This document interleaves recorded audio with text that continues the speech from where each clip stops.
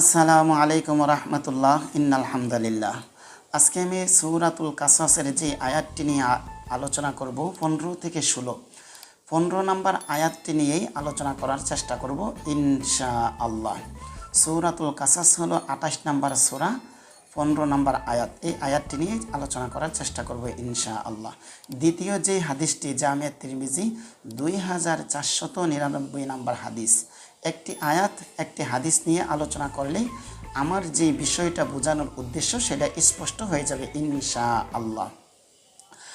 এই গত 2 দিন আগে ডাক্তার শফিকুর রহমান জামায়াতের আমির সাহেব যারা মূর্তি পূজা করে তাদেরকে স্বাগত জানিয়েছেন। হয়তোবা ওনারা শিরিককারীদেরকে কখনো সাপোর্ট করা যায় না, উনি যে জানেন না তা না। হয়তো ওনার অনেক ধরনের মানুষদের সাথে কথা বলতে হয়, উঠা বসা করতে হয়, সব ধরনের মানুষদের সাথে, যারা আল্লাহকে মানে, যারা মানে না, হিন্দু, মুসলিম, খ্রিস্টান, বুদ্ধ, সব ধরনের মানুষদের সাথে যেহেতু মাঠ পর্যায়ে কাজ করেন, রাজনৈতিক কাজ করতে হয়, তখন এই ক্ষেত্রে অনেক ধরনের মানুষ, সব ধরনের মানুষদের সাথে উঠা বসা হয়, কথাবার্তা বলার প্রয়োজন হয়। হঠাৎ করে বলে ফেলছেন যে যারা পূজা করে, হয়তো বা কীভাবে বলছেন আমি ভালো করে শুনিও না, কিন্তু দেখা যায় ইউটিউবে অনলাইনে তুলপার আলাউদ্দিন আল জিহাদির মতো এই বন্ড, এই শিরিককারী, বেদাতকারী এই বন্ডর যেইভাবে একটা বক্তব্য আমি শুনলাম, যেই মান গেছে হ্যান ত্যান কত গেছে, কিন্তু আসলেই কি ডাক্তার শফিকুর রহমান যদি দড়ি বলেই ফেলেছেন ভুলবশত, তাই কি ইমান চলে গেছে? কোরআন কি বলে এই জিনিসটা স্পষ্ট হয়ে যাবে ইনশাআল্লাহ। আল্লাহর রসুল সাল্লাল্লাহু আলাইহি ওয়াসাল্লামের একটি হাদিস জামিয়া তিরমিজি, আমি আয়াতটির আগে আমি হাদিসটি পড়ার চেষ্টা করছি। আল্লাহর রসুল সাল্লাল্লাহু আলাইহি ওয়াসাল্লাম জামিয়া তিরমিজি হাসান হাদিস 2499 নম্বর হাদিস। আনাস রাদিয়াল্লাহু তাআলা আনহু থেকে বর্ণিত, নবী করিম সাল্লাল্লাহু আলাইহি ওয়াসাল্লাম বলেছেন, মানুষ মাত্রই গুনাহগার, মানুষ মাত্রই গুনাহগার, মানুষ কিন্তু অপরাধের ঊর্ধ্বে না, গুনাহের ঊর্ধ্বে না। আর ডাক্তার শফিকুর রহমান উনি কিন্তু প্রায়ই বলেন, আমরা মানুষ, আমরা গুনাহের ঊর্ধ্বে না, আমাদের যে কোনো গুনাহ হয়ে যেতেই পারে, কেউ ভুল ধরলে, ভুল হলে আমরা সংশোধন হব, যেহেতু আমরা মানুষ। তারপর আল্লাহর রসুল বলেছেন এই কথাই, মানুষ মাত্রই গুনাহগার অর্থাৎ অপরাধী, আর গুনাহগারদের মধ্যে তাওবাকারীরাই উত্তম। সুবহানাল্লাহ।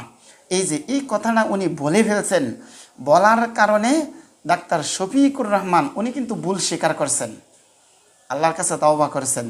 এখন উনি যে বললেন যারা মূর্তি পূজা করে তাদেরকে স্বাগত জানাই, এখন উনি যে ভুল স্বীকার করলেন, আল্লাহর কাছে তাওবা করলেন, এখনও কি সে কি অপরাধে আছে না নাই?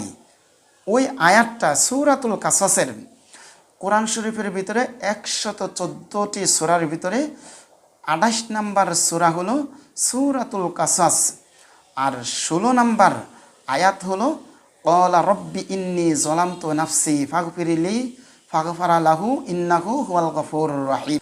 মুসা আলাইহিস সালাতু ওয়াস সালামের অপরাধ যখন হয়ে গেল, কি অপরাধ করলেন? সূরাতুল কাসাসের 15 নম্বর আয়াতে স্পষ্ট বলে দেওয়া আছে, স্পষ্ট বলা আছে। তারপর মুসা আলাইহিস সালাতু ওয়াস সালাম যখন অপরাধ করে ফেললেন, তখন বললেন, হে আমার রব, আমি নিজের উপর জুলুম করেছি, আমাকে ক্ষমা করে দাও। তখন আল্লাহ তাআলা তাকে ক্ষমা করে দিলেন, তিনি ক্ষমাশীল ও মেহেরবান।